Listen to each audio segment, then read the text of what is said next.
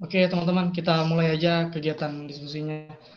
Baik, bismillahirrahmanirrahim. Assalamualaikum warahmatullahi wabarakatuh. Salam sejahtera untuk kita semua. Uh, Perkenalkan, saya selaku moderator pada kegiatan literasi massa kedua hari ini. Fauzan Nurholis dibersamai oleh pemantik kita dan seterusnya Muhammad Ihsan selaku mahasiswa kebijakan pendidikan 2020. Baik teman-teman, sebelumnya izin menjelaskan bahwa program literasi massa ini hadir mengingat budaya literasi, kultur literasi kita, khususnya mahasiswa masih sangat minim, apalagi kita rata-ratakan di seluruh Indonesia. Hasil PISA kita masih sangat rendah dan itulah yang kemudian menjadikan kami selaku Departemen Penalaran Himpunan Mahasiswa Kebijakan Pendidikan mengadakan program ini, kegiatan ini. Oke, pada minggu sebelumnya kita membahas tentang makna pendidikan. Nah, untuk bab kedua, buku Pendidikan yang Memiskin karya Pak Darmaning Tias membahas tentang Pameo ganti menteri ganti kebijakan. Bahwa kita ketahui kebijakan di Indonesia selalu saja diwarnai dengan alih ganti ya. Bahwa setiap menteri punya visi, punya program dan kebijakan yang terus-menerus diganti. Padahal banyak program-program kebijakan-kebijakan yang tidak selesai. Frekuensi hadirnya kebijakan ini sangat tinggi dan seringkali pemerintah terlalu reaktif terhadap berbagai permasalahan yang hadir, khususnya di dunia pendidikan, dan tidak memperhatikan bagaimana sih intensitas kepentingannya, urgensinya, dan feasibilitas masalah yang ada dalam kebijakan pendidikan tersebut, ada dalam masalah pendidikan tersebut. Oke, mungkin Mbak Diah boleh untuk share screen materi kita hari ini.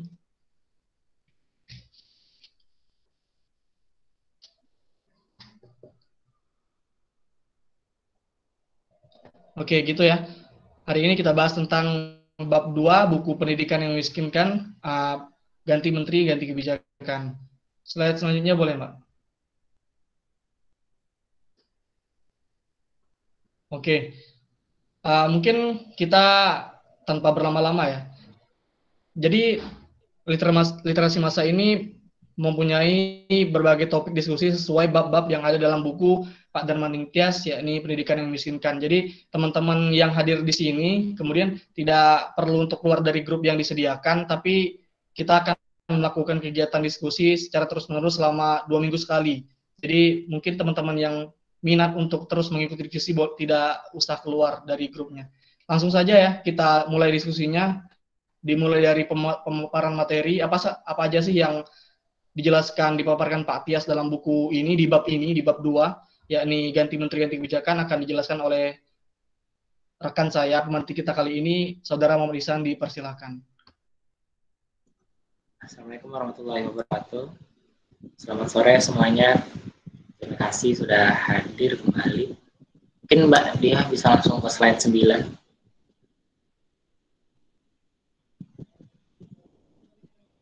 Ya, ini daftar-daftar beberapa persoalan yang dihadapi pendidikan Indonesia gitu. Pertama ada niat yang baik tetapi pelaksanaan yang kurang, kemudian prosedur birokratis yang menyusahkan bahkan memunculkan celah-celah terjadinya politik uang atau KKN. Lalu ada kebijakan yang tidak tepat karena para pejabat tidak mengerti maksud dari tujuan kebijakan tersebut. Lalu ada pejabat yang mengabaikan makna-makna ekonomi, politik, sosial, dan kebudayaan pada pembuatan kebijakan tersebut. Dan yang terakhir mungkin perbedaan pandangan antara menteri yang lain dengan menteri yang lainnya. Ya, langsung ke permasalahan pertama Mbak Diah. Slide 10. Ya, di bab 2 ini pertama dibahas yaitu adalah birokratisasi sekolah swasta. Jadi sebelum kemerdekaan dan awal-awal kemerdekaan, sekolah swasta itu keberadaannya berbeda dengan sekolah swasta di zaman sekarang gitu. Di awal kemerdekaan, fungsi sekolah swasta memang murni untuk perkembangan dunia pendidikan, memang murni untuk mencerdaskan bangsa. Oleh karena itu, sekolah-sekolah swasta itu banyak didirikan oleh masyarakat-masyarakat di daerah tertentu. Nah, kemudian di era Orde Baru, keadaan sekolah swasta itu dipersulit dengan diharuskan untuk mengikuti sebuah yayasan. Tujuannya memang baik, karena untuk memudahkan jika ada terjadi sesuatu, maka mudah untuk dipertanggungjawabkan, karena di bawah suatu yayasan. Tapi dengan beradanya di sebuah suatu yayasan, maka tujuan dari para pendiri di awal dengan yang pemilik yayasan biasanya terjadi perbedaan.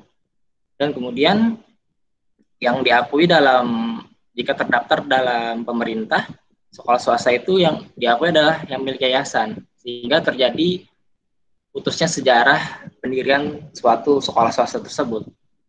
Hal ini pula yang menjadikan masyarakat menjadi turun minatnya terhadap perkembangan pendidikan, karena yang awalnya semangat mereka mendirikan sekolah-sekolah swasta dengan dipersulitnya perizinan tersebut, maka minat masyarakat untuk mendirikan sekolah menjadi turun. Padahal di awal-awal kemerdekaan Indonesia, pendidikan masih sangat minim, sangat kurang gitu. Sebenarnya peran masyarakat sangat penting, tapi karena dengan kebijakan tersebut, maka minat masyarakat terhadap pendirian pendidikan menjadi kurang. Kemudian di era menteri selanjutnya, di era dekade 80-an, sekolah swasta diberi akreditas, yaitu terdiri dari tercatat, terdaftar, diakui, dan disamakan. Tercatat dan terdaftar itu mereka tidak mendapatkan dana bantuan dari pemerintah, tapi otonomi birokrasinya masih sepenuhnya dipegang oleh pendiri sekolah tersebut. Kemudian untuk sekolah swasta yang diberi akreditas, diakui dan disamakan, mereka mendapat bantuan dana dari pemerintah. Tapi resikonya adalah birokrasi di sekolah tersebut menjadi dipegang oleh pemerintah, sehingga para pendiri tidak memiliki otonomi yang kuat untuk memegang berjalannya sekolah tersebut. Dari pemberi akreditasi ini tersebut, muncullah celah-celah terjadi politik uang, karena ada sekolah yang memiliki kenalan di pemerintah daerah tersebut untuk mendapatkan dana, mereka melobi orang tersebut gitu di dalam pemerintahan, sehingga mendapatkan akreditasi, diakui dan disamakan, padahal standarnya sangat jauh dari standar yang diharuskan, entah muridnya yang belum mencukupi atau gurunya yang belum sesuai dengan standar. Tetapi ada sekolah yang memiliki jumlah murid yang banyak, kemudian guru-guru yang kompeten, tetapi kan tidak memiliki kenalan di pemerintahan, sehingga akreditasinya hanya tercapai pada terdaftar. Hal inilah yang menjadikan banyak sekali sekolah-sekolah swasta yang akhirnya yang memang kompeten, karena tidak memiliki dana yang cukup, akhirnya bubar gitu. Kemudian dari penilaian akreditasi ini, transparansi sangat kurang, makanya masyarakat berpendapat bahwa politik uang banyak terjadi di pemberian akreditasi ini. Kemudian lanjut ke kasus kedua, yaitu ujian negara dan ujian sekolah. Ujian negara dan ujian sekolah ini selalu berganti menjadi syarat kelulusan. Ada yang ujian negara menjadi syarat kelulusan sekolah, kemudian ganti ujian sekolah, kemudian diganti lagi. Tapi yang menjadi permasalahan adalah ketika ujian negara digantikan menjadi ujian sekolah, ketika syarat kelulusan suatu sekolah yang awalnya ujian negara digantikan ke ujian sekolah, maka standar kualitas soal itu menjadi berkurang, karena yang membuat soal adalah guru-guru dari sekolah tersebut, sehingga mereka mengetahui batasan mana siswa-siswa mereka, sehingga soal-soal yang dibuat terkadang menyesuaikan kemampuan para siswa. Hal inilah yang saya lupa menjelaskan karena kenapa ujian negara diganti menjadi ujian sekolah sebagai syarat kelulusan, karena pada saat ujian negara menjadi syarat kelulusan, lulusan sekolah itu sangat sedikit, karena banyak yang gagal, karena kualitas soal yang cukup sulit, sehingga sekolah sangat sedikit meluluskan siswa-siswa. Hal inilah yang membuat digantinya syarat kelulusan menjadi ujian sekolah. Tetapi efek dari dibuatnya kebijakan ini adalah merosotnya kualitas pendidikan. Karena banyak yang beranggapan sekedar lulus. Dan juga bantuan-bantuan dari sekolah. Karena tidak transparansinya evaluasi ini, guru-guru banyak membantu siswa-siswanya untuk lolos walaupun nilainya belum cukup. Sehingga yang lolos di luar sana kualitasnya tidak seperti yang lolos di era ujian negara menjadi syarat kelulusan. Kemudian dari kebijakan ini kan hasil akhirnya pada saat itu disebut NEM, nilai EPTA murni. Hal ini dijadikan syarat untuk masuk ke sekolah selanjutnya. Mungkin di era kita pada SD dan SMP juga masih menggunakan itu. Hal ini membuat terjadinya celah jual beli kursi. Jadi di mana orang yang mendapatkan nilai kurang tetapi memiliki uang lebih untuk mendapatkan sekolah favorit, mereka berusaha keras untuk melobi para petinggi di sekolah tersebut sehingga jual beli kursi terjadi. Kemudian dari hasil NEM ini mulai muncul sekolah-sekolah unggulan di mana para pemilik NEM tinggi berkumpul di suatu sekolah sehingga terbentuklah standar-standar sekolah tersebut. Dan akhir ini hanya mampu untuk golongan-golongan tertentu karena ujian-ujian nasional itu banyak difokuskan pada bimbel-bimbel sehingga yang mampu mereka melakukan bimbel, dan hal ini menjadi tidak menyeluruh untuk seluruh para pelajar, hanya pelajar-pelajar tertentu yang memiliki akses untuk melakukan bimbel dan mendapatkan nilai yang cukup untuk masuk ke sekolah unggulan. Tetapi ini juga menguntungkan bagi mereka yang terbatas ekonomi tetapi memiliki kemampuan akademik yang tinggi, seperti yang dialami Pak Tias sendiri. Beliau menceritakan di buku itu, beliau tidak punya orang kenalan, orang dalam sekolah, tidak punya juga uang yang cukup, tapi karena nilai akademik beliau yang tinggi, melalui NEM ini, beliau bisa mampu masuk di sekolah yang bagus gitu. Itu salah satu dampak positifnya. Kemudian lanjut ke kasus ketiga, pembatasan akses ke PTN. Karena di awal kemerdekaan, kemudian di Orde Baru, lulusan SMA dan kuota yang disediakan oleh perguruan tinggi masih belum sesuai, maka dilakukan pembatasan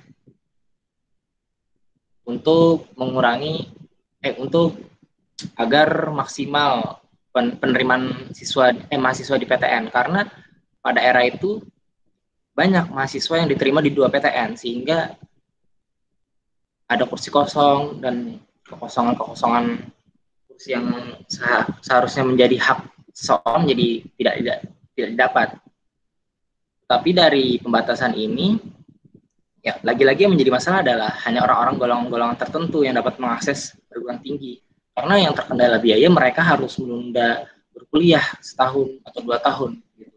Mereka harus bekerja lebih dahulu untuk mengumpulkan uang. Tetapi mereka yang dari keluarga yang mampu akan langsung bisa mendapatkan kuliah. Hal itulah yang menjadi dampak negatif dari kebijakan ini. Tetapi alternatif dari kebijakan ini didirikannya universitas terbuka. Jadi para lulusan-lulusan yang ingin tetap berkuliah tetapi terkendala biaya dan mereka harus bekerja masih bisa mengambil sarjana di universitas terbuka. Tetapi masih ada dampak negatifnya, itu karena kurangnya kualitas ataupun kinerja yang ada di universitas terbuka, maka hal yang didapat tidak maksimal seperti yang ada di perguruan tinggi swasta atau nasional atau negeri. Itu salah satu dampaknya.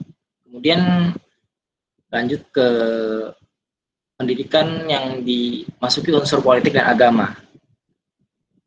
Pada era ini banyak sekali pergantian kebijakan yang terjadi oleh isu-isu agama seperti dilarangnya penggunaan kerudung, lalu muncul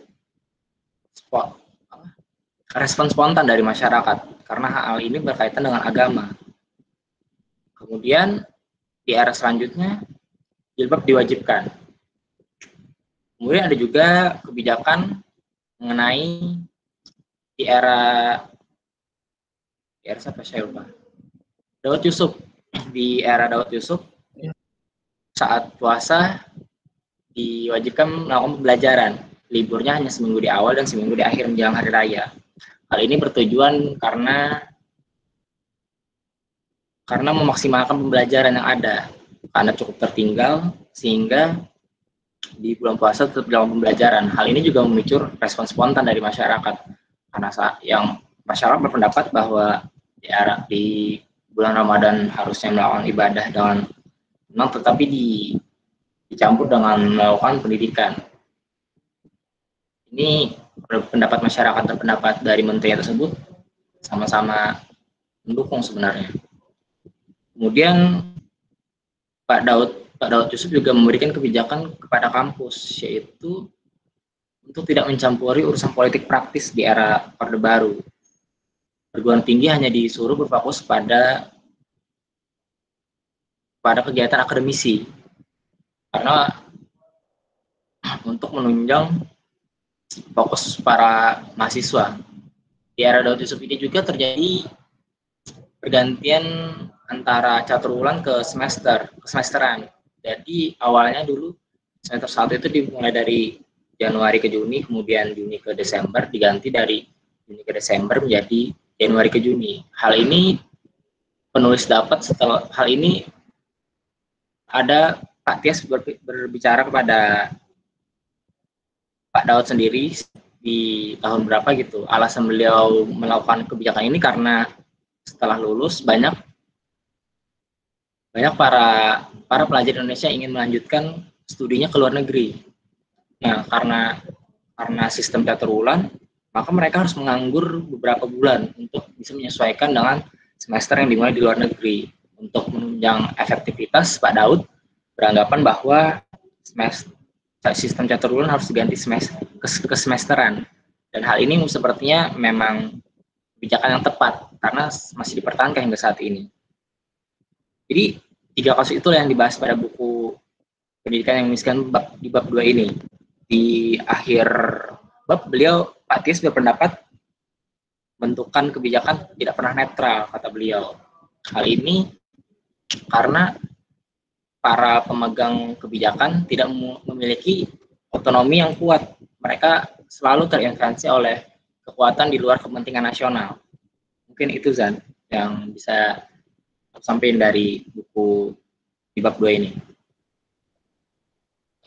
Oke, boleh udah PPT-nya? Iya. Terima kasih Mbak Dia. Oke teman-teman, tadi kita sudah sedikit mendengar ya bagaimana sih kemudian transisi-transisi dan perubahan-perubahan yang terjadi dalam dinamika perubahan kebijakan pendidikan di Indonesia ya. Dan saya sendiri tertarik terutama karena sekarang orang mulai melupakan karena kan mulai kebijakan-kebijakan yang kontroversial ini dimulai dari era Pak Soeharto, yakni tadi Pak Daud Yusuf ya.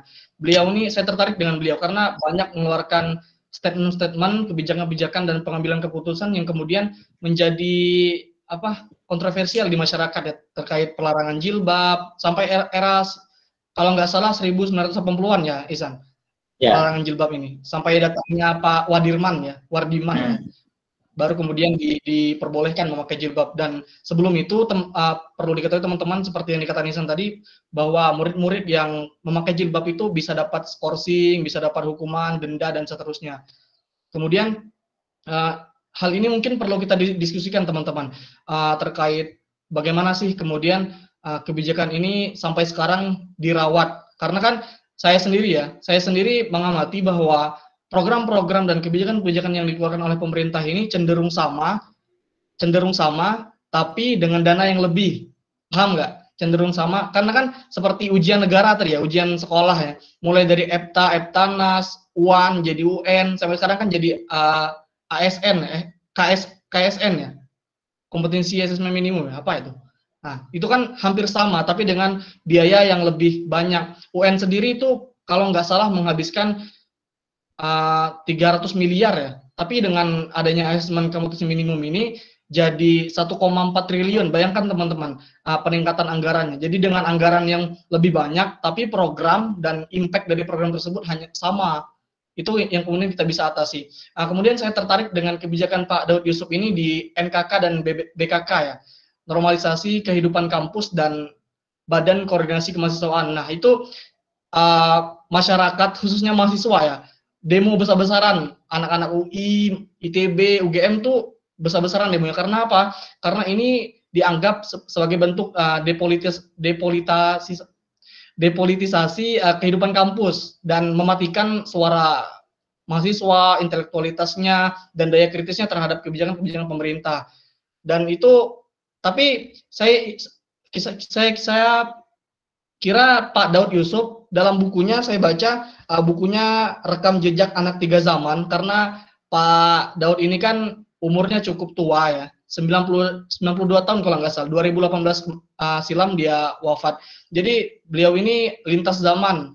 Nah, kemudian dia menulis buku bagaimana sih kondisi pendidikan Indonesia, dan itu yang membuat dia bikin kebijakan BKK dan NKK ini. Karena apa? Karena kata beliau, mahasiswa ini bukan politikus yang insidental dan sporadis di jalan raya, tapi harusnya universitas ataupun kampus dan mahasiswanya harus aktif dalam komunitas-komunitas ilmiah, karena itu peran kampus katanya. Nah, ini teman-teman bagaimana nih menurut teman-teman kebijakan-kebijakan seperti ini, dan bagaimana sih kaitannya dengan kebijakan-kebijakan yang ada dalam di masa sekarang? Yang mau speak up boleh. Silakan teman-teman.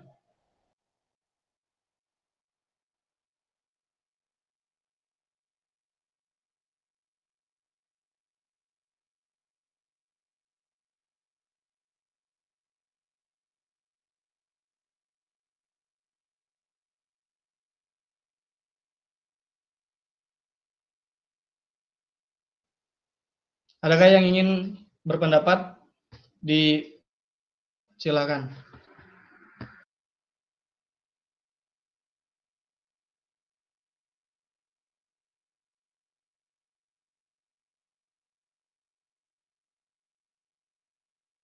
Mungkin Isan dulu, San. Isan. Ya, menanggapi kebijakan dari Pak Daud sendiri ya, beliau memang banyak melakukan kebijakan-kebijakan yang memicu reaksi spontan dari masyarakat pada era tersebut. Beliau juga kan yang melakukan kebijakan diadakannya seragam pada sekolah-sekolah. Terkait kebijakan yang Paujan bahas tadi, mahasiswa seharusnya menjadi berjuang di garis intelektual, tidak di jalanan gitu. Saya proses mendapat, karena tapi tidak sepenuhnya sependapat, karena di jalanan itu memang wadah yang tepat untuk menyuarakan aspirasi, tetapi melalui jalur intelektual tersebut juga hasil yang konkret biasanya didapat melalui kajian-kajian ilmiah, sehingga lebih baik dilakukan secara balance gitu, Zan. Aksi di jalanan untuk menyuarakan dilakukan, tetapi kajian-kajian ilmiah juga tetap dilakukan, sehingga tidak sebatas bersuara gitu. Memang ada penelitian-penelitian yang kita lakukan untuk solusi-solusi masalah yang ada gitu. Itu sih dari aku. Kajian-kajian hukum. Ya. Ya sih, cuman kan kita ngerujuk ke pemerintah ya. Seperti contohnya yang di ruang dialektika kita bahas kemarin tentang gratifikasi, politisasi kampus, dan seperti yang terjadi di UNES ya. Karena saya mendengar dari ketua BEM-nya Wahyu apa? Dia bilang bahwa mereka sudah melakukan konsolidasi dan kajian-kajian hukum untuk menentang beberapa hal terkait hal-hal tentang jual beli dokter honoris causa dan seterusnya, tapi nggak direspon oleh kampus dan pemerintah gitu. Nah, ini jadi permasalahan memang sih di kebijakan di pendidikan di Indonesia, dan sampai sekarang masih berlangsung mungkin ya di zaman Pak Nadiem. Kalau di zaman Pak Nadiem nih, bagaimana tanggapan pemantik nih? Apa sih yang jadi poin-poin dan jadi kritik saran untuk kebijakan-kebijakan yang ada dalam masa Pak Nadiem ini. Gimana, San? Kalau dari aku ya, kemarin sempat diskusi sama teman-teman, Citra, Siti gitu, tentang yang paling terkenal dari Pak Nadiem ini kan kebijakan kurikulum merdeka dari beliau. Jadi waktu itu kami pendapatnya gitu gini, Jad. Kita itu kurikulum udah ganti-ganti gitu kan. Terus selalu ada pelatihan terhadap pengajar gitu. Hal-hal yang udah dikasih petunjuk aja belum maksimal, apalagi yang bila dibebaskan gitu.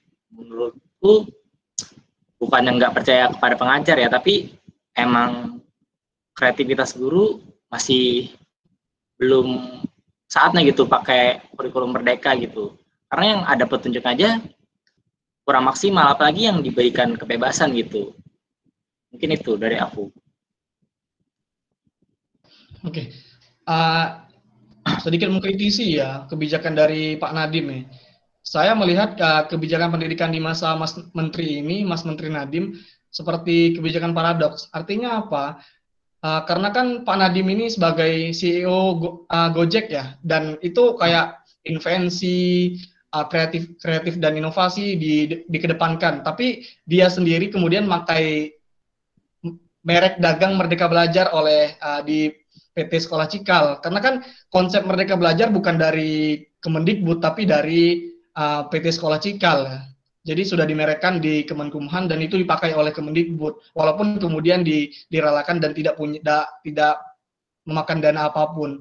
Nah ini kan yang jadi pertanyaan, loh kok katanya mau inovasi, maunya kreatif, maunya mengikuti perkembangan zaman, tapi dia sendiri ambil cabut kebijakan orang lain. Kemudian di zaman Mas Menteri ini banyak sekali kebijakan-kebijakan yang meniru gitu. Makanya disebut dengan kebijakan, saya sebut tadi kebijakan paradoks, karena seperti kemarin ya, dilahirkannya itu kebijakan kampus mengajar, mahasiswa-mahasiswa. Padahal kan kebijakan tersebut sama dengan beberapa kebijakan yang telah dilakukan Mas Menteri dulu, seperti Pak Anies Baswedan, Indonesia Mengajar. Di zamannya Pak SBY itu, kalau nggak salah, menterinya Pak Muhammad Nuh juga pernah melakukan kegiatan tersebut. Tapi kenapa loh? Misalnya selalu meniru dan tidak punya kreatif dari kekhasan dari Kemendikbud sekarang. Jadi itulah yang kemudian mendasari saya menyebut era sekarang ya begitulah, masih dinamika kebijakan pendidikannya masih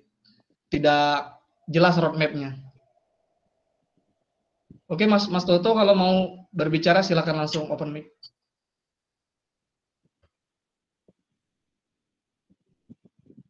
Teman-teman yang lain juga boleh speak up. Cek.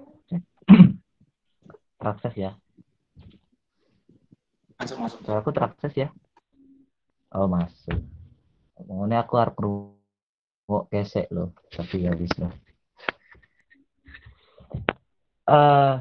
Pembahasan kali ini ya cukup menarik sebenarnya tentang ganti menteri, ganti kebijakan. Sebenarnya kalau dari saya melihatnya kalau ganti menteri ganti kebijakan ini kalau di Indonesia itu nggak cuma di pendidikan sih, nggak cuma di pendidikan dok. Hampir itu udah terjadi di berbagai aspek, di berbagai sektor di Indonesia. Jangankan kok pendidikan, bahkan orang bupati aja, misal aja sih, aku nggak mau nyontoh iki gitu kan. Bupati aja, misal seorang bupati saja ada pembangunan bandara di kabupatennya, beliau tidak mau menekan, tidak mau ada diteruskan, hanya karena nanti pas peresmiannya bukan di zamannya saya. Jadi bakal digantikan karena periode saya sudah habis, nanti daripada nanti bandaranya jadi yang ngesain bukan saya, yang dapat nama bukan saya, mendingan nggak usah. Itu seperti kayak gitu aja contoh kecil gitu kan, yang sering aja terjadi di Indonesia. Kalau kita tarik mundur, kayaknya ini penyakit maksudnya harus sudah kita cari tahu kita cari tahu apa solusinya, apa obatnya. Kan nggak mungkin kita yang seperti kayak gini-gini itu cuma 5 tahun uwis 5 tahun ganti, orang tahu ono kemajuannya bebar blas. harus cari tahu. Tapi kita nggak perlu kita harus bingung-bingung dengan harus seperti niru di luar negeri atau apa. Kayaknya dari para pendiri bangsa kita sudah sudah punya kunci dalam membangun negara ini, bagaimana cara kita untuk bernegara dan juga berpemerintahan gitu kan, berada di pemerintahan. Sudah ada obatnya, cuman kita kadang-kadang lupa. Yaitu tidak lain ya dengan kita lihat sendiri bagaimana dasar negara kita. Kita bisa langsung aja kita tarik lagi ke Pancasila. Pendidikan itu di Pancasila sila keberapa gitu. Pendidikan itu di Pancasila itu ya sila kedua. Jadi setelah ketuhanan itu sila kedua adalah pendidikan yang bunyinya keadilan kemanusiaan yang adil dan beradab. Untuk mewujudkan manusia yang adil dan bisa beradab atau madani dibutuhkan pendidikan. Jadi sebenarnya pendidikan itu ada di nomor 2. Supaya setelah ketuhanan kita harus ada pendidikan supaya kita menjadi manusia yang beradab, supaya manusia yang adil, bisa berlaku adil terhadap sesama. Maka sebenarnya pendidikan sendiri juga salah satu hal yang penting di negara ini. Maka harus beres dulu pendidikan untuk bisa nanti sila 3, 4, 5-nya bisa sampai, ya apalagi sila ke-5 untuk sebagai goal dari Pancasila yaitu keadilan sosial. Jadi pendidikan sendiri kudu beres juga. Pendidikan beres, sudah bisa jadi beradab, barulah persatuan Indonesia lah. Di sini juga kunci karena persatuan, kita disebut persatuan karena kita beda, bukan karena kita sama. Beda dari suku, beda dari ras, beda dari golongan. Nah, golongan terutama banyak parpol. Parpol itu termasuknya ada di sila ketiga. Jadi harusnya banyak-banyaknya parpol ini yang sebagai politik ini yang kadang-kadang suka dalam tanda kutip banyak ganggunya daripada bantunya. Ini yang kadang-kadang bukan kadang-kadang lagi sih. Sebenarnya udah jadi rahasia umum atau gimana istilahnya tuh. Kayak yang mementingkan kepentingan golongan itu kan sama sekali tidak mewujudkan sila ketiga itu. Makanya kita kenapa setiap misalnya ganti menteri atau ganti presiden beda kebijakan aja.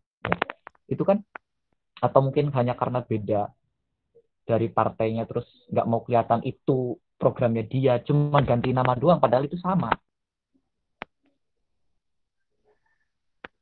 Jadi pada nggak mau tidak menyelesaikan suatu masalah, tidak tahu bahwasanya itu kita singkirkan itu namanya golongan, kita di situ duduk bareng, kita sebagai Indonesia di situ bersatu untuk menyelesaikan masalah.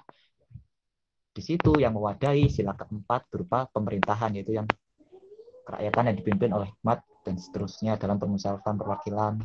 Itu di situ tempatnya, di pemerintahan, termasuk dalam pengambilan kebijakan-kebijakan, termasuk pendidikan. Itu satu rentetan gitu. Itu juga satu rentetan dari kualitas pendidikan, dari persatuannya bagaimana kita mau punya suatu kebijakan yang benar-benar apa itu istilahnya berkelanjutan pun beda-beda pejabatnya, itu nggak akan terwujud kalau memang motonya itu bukan untuk Indonesia tapi untuk kepentingan golongan, untuk kepentingan pribadi. Di situ yang harus saya kira dibenahi, dan itu memang masalahnya udah kompleks sekali sih. Memang ego apalagi tidak hanya ego pribadi sebenarnya, karena memang sudah terikat pada suatu sistem yang namanya parpol golongan gede itu juga, atau ideologi itu sudah nggak bisa lagi buat kadang-kadang lebih sulit untuk ditawar.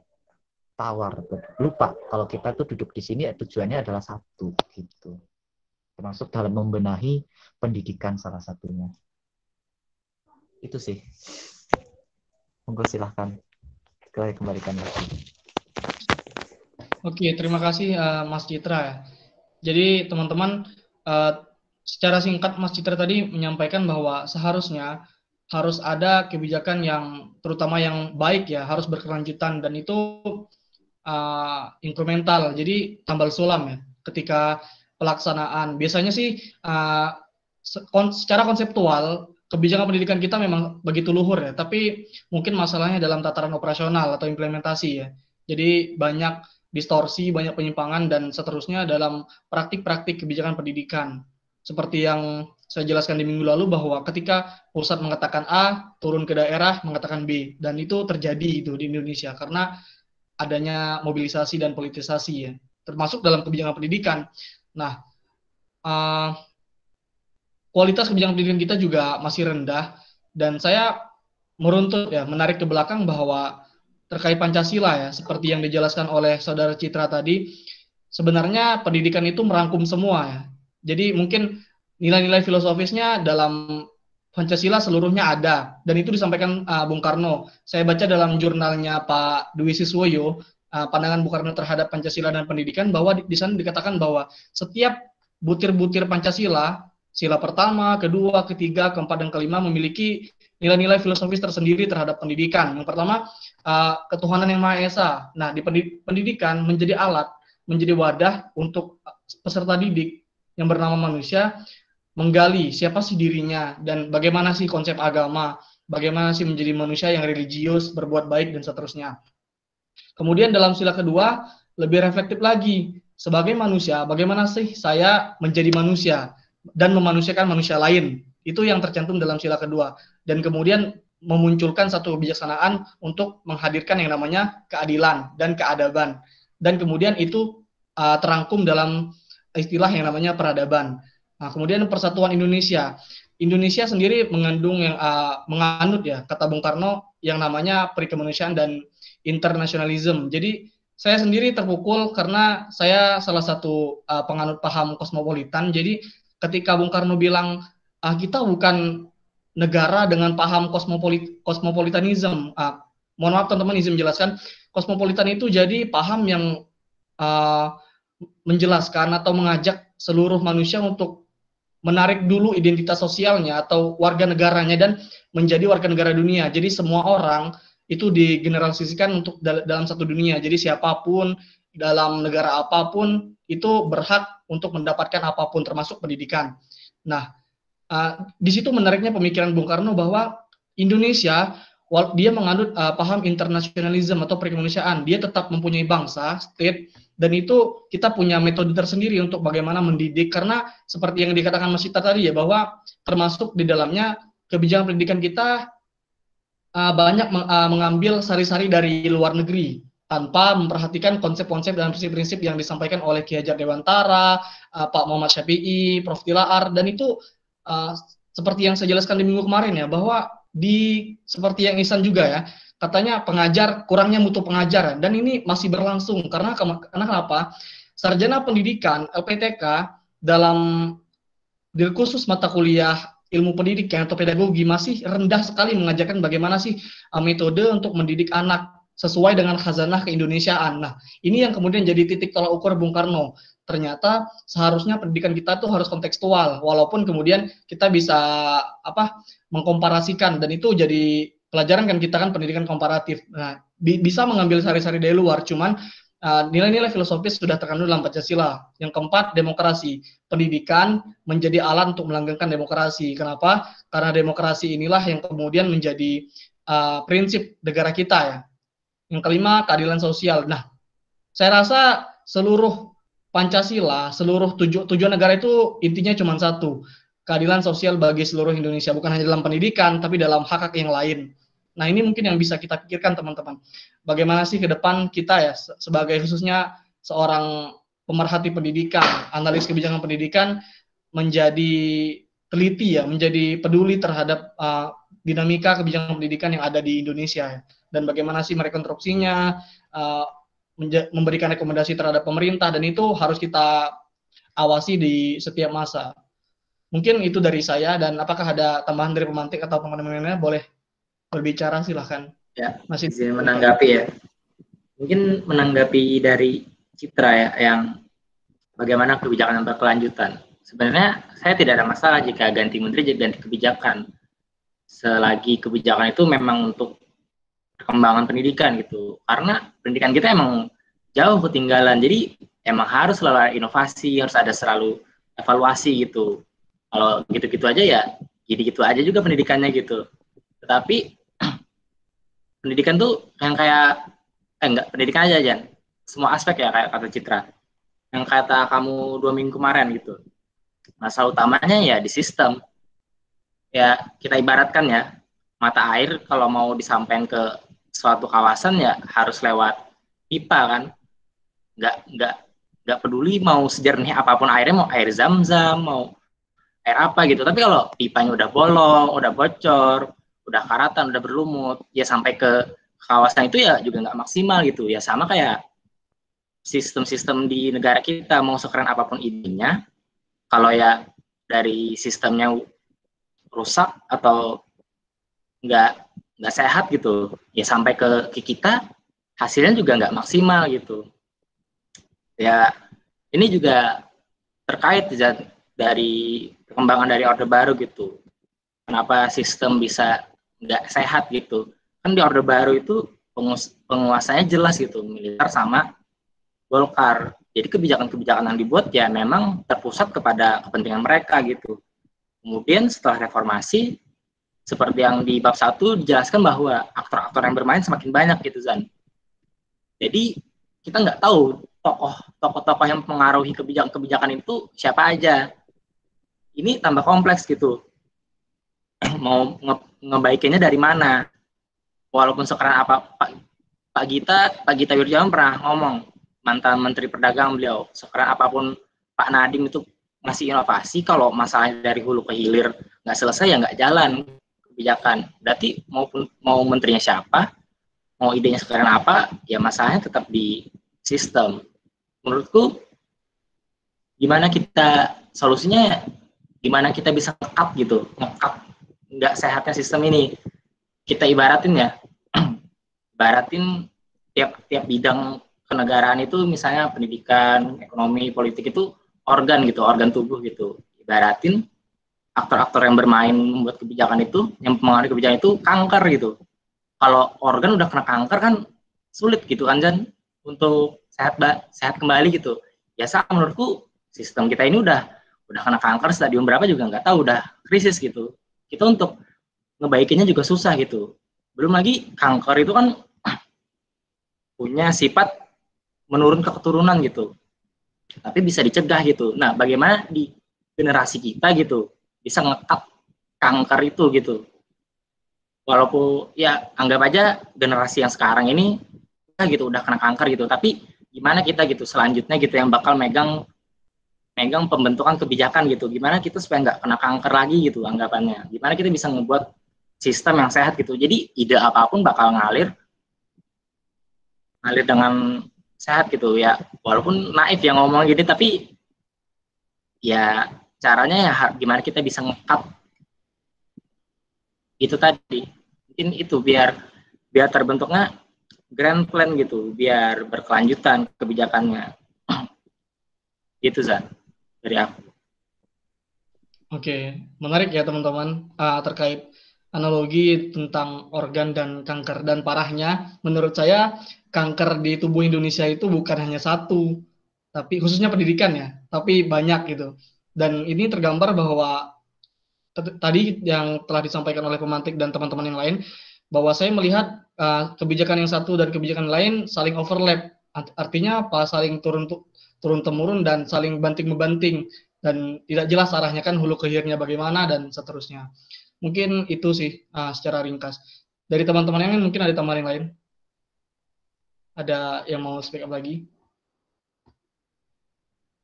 Kalau nggak ada, boleh statement terakhir untuk bab kali ini, Isan. Kalau nggak ada, ya udah. Menurutku ya dari bab ini ya. Aku nambahin dong. Ya silakan Cid. Oh ya udah 3:30 juga ding ya, belum mandi nih. Oke, mungkin tadi nanggapi. Jadi ada 2 poin yang aku tadi dari Ihsan sama dari Fauzan. Apa mau tadi sampai mana tadi ya? Nah, yang pertama tentang inovasi. Tadi kata Fauzan bahwasanya kita yang sekarang itu masih miskin inovasi dan kebijakannya masih hanya sekedar paradoks karena sama tapi cuma ganti nama doang. mungkin ke depannya, kalau mungkin salah satu dari kita di sini yang kumpul ini di Meet ini salah satu jadi Menteri Pendidikan, amin. Eh, yang pertama pastinya untuk sistem tadi kita harus punya sistem sendiri, kudu ciptakan sistem sendiri. Nggak masalah kalau misal intisarinya dari luar, tapi di situ memang benar-benar di situ sistemnya adalah mengerti kondisi yang ada di Indonesia, begitu beserta juga perkembangan zamannya. Kayak kenapa Pak Soekarno itu apa-apanya itu juga selalu ala Indonesia, membuat sesuatu yang ala Indonesia, nggak pernah itu apa namanya, nggak pernah yang dari luar, pasti ala Indonesia. Ekonomi ya ala Indonesia, demokrasi ala Indonesia, begitu pula nanti kependidikan juga harus ala Indonesia, karena apa yang terjadi di Indonesia dengan eh, pengetahuan yang dari Barat itu bisa jadi berbeda. Contohnya itu pengalaman cerita ketika Pak Soekarno lagi bolos kuliah dari kuliahnya Soekarno di ITB ya, di ITB. Kalau kita kan kalau bolos paling ketiduran ya. Kalau Pak Soekarno kalau bolos kuliah itu naik sepeda ke kampung-kampung lihat kondisi masyarakat gitu. Dan di situ bertemulah Soekarno dengan salah satu petani, di mana petani itu punya punya pembajak, punya kerbau sendiri, punya sawah sendiri. Tapi begitu ditanya rumahnya di mana, rumahnya reot, gubuk, kayak ameh rubuh gitu ya. Jelek sekali dan kehidupannya miskin. Padahal di sini Soekarno bertanya-tanya, kok bisa rumah punya, kebun punya, bajak punya, sawah punya, loh kok hidupnya masih kayak gini aja, masih miskin-miskin saja. Padahal kalau kita lihat di bukunya Max Havelaar, karangannya bukunya itu Karl Marx, judulnya itu Karl Marx kan di situ yang tentang apa proletar itu kan kemiskinan terjadi karena pokoknya bunyinya karena tidak adanya sektor produksi, karena nggak punya sektor produksi akhirnya miskin, akhirnya jadilah kayak nasibnya seperti kaum buruh. Tapi di Indonesia sektor produksi punya tapi kok tetap miskin. Nah itu kan beda, itu kan jomplang antara yang di barat sama yang terjadi di Indonesia. Maka dari itu kita ini sebagai contoh bahwasanya kita harus punya sistem sendiri yang benar-benar lahir dari masalah yang ada di negeri kita sendiri. Dan itu harus diperlukan inovasi, dan itu yang harusnya ke depannya kita perjuangkan begitu. Oke, makasih Mas Citra. Mungkin teman-teman lain mau menambahkan atau ada yang ingin berkomentar lagi? Kalau enggak, silakan Mas Isan untuk memberikan statement terakhir. Mungkin terakhir dari apa Izan? Kesimpulan di bab ini tuh tiap generasi punya masalahnya sendiri gitu. Tapi kalau tetap berkelanjutan bakal jadi masalah yang lebih besar gitu. Gimana kita generasi kedepannya atau generasi kita ya yang tadi bisa mengangkat sel kanker yang ada di sistem kita. Ya ibaratnya kalau pembentuk kebijakan sekarang itu semakin tua kan bakal diganti sama yang lebih muda. Begitu juga yang pemegang kekuasaan gitu. Mereka semakin tua ya bakal ngewarisin kekuasaan mereka ke keturunan mereka. Ya gimana kita bisa gak kepengaruh sama pemegang kekuasaan yang kepentingannya di luar kepentingan nasional. Gimana kita bisa ngebentuk lingkungan yang sehat, sistem yang sehat, ya biar inovasi, ide itu bakal dari hulu ke hilir bakal jalannya nggak bermasalah sama sekali. Mungkin itu dari aku, Zan. Oke, makasih Ihsan sebagai pemantik. Mungkin sedikit memberi kesimpulan teman-teman terkait pemaparan hari ini, bahwa dari yang pertama banyaknya kebijakan-kebijakan pendidikan di Indonesia yang kontroversial dan banyak yang tidak baik dan tidak memiliki impact yang begitu luas untuk masyarakat, dan dianalikan lagi oleh Mas Ihsan tadi terkait banyaknya adanya kanker di tubuh pendidikan kita, dan itu menjadi pengingat ya untuk kita bagaimana sih ke depan kita secara kolektif kemudian memperbaiki atau menyembuhkannya dan mencegah untuk adanya kanker itu lagi. Dan bagaimana sih kita sebagai analis kebijakan pendidikan khususnya ya berkontribusi untuk merekonstruksi kebijakan pendidikan kita, dan itu harus kontekstual dan syarat dengan nilai-nilai dan filosofis dari Pancasila khususnya dan nilai-nilai keindonesiaan.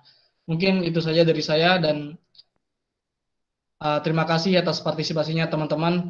Sekian dan terima kasih. Wassalamualaikum warahmatullahi wabarakatuh. Salam sejahtera dan semoga menjadi hari yang bagus. Makasih teman-teman.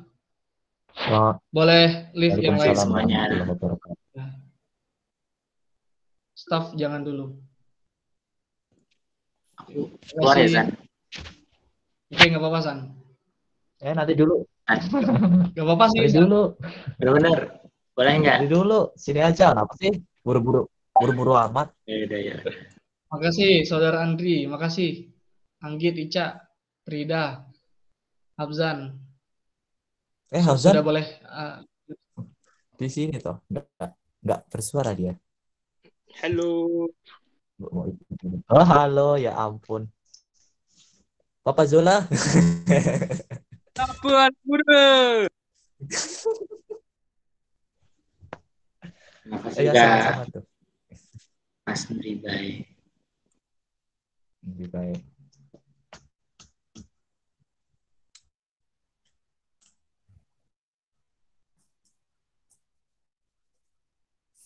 Kebenaran, kenapa kau tak bersuara? Mertu malah. Keluar udah. Oke, mungkin alah. langsung aja ya. Langsung aja nggak, Tok? Iya, boleh. Oke. Ica ini mendengar ya? Nggak apa-apa sih. Nggak Oke. apa-apa mendengar. Dikeluarin aja. Oh, sama-sama Oke. Hima ini kok. Udah. Dah lah. Marah. Iya kan. Oke. Kalau nanti itu ya, ini bentar-bentar.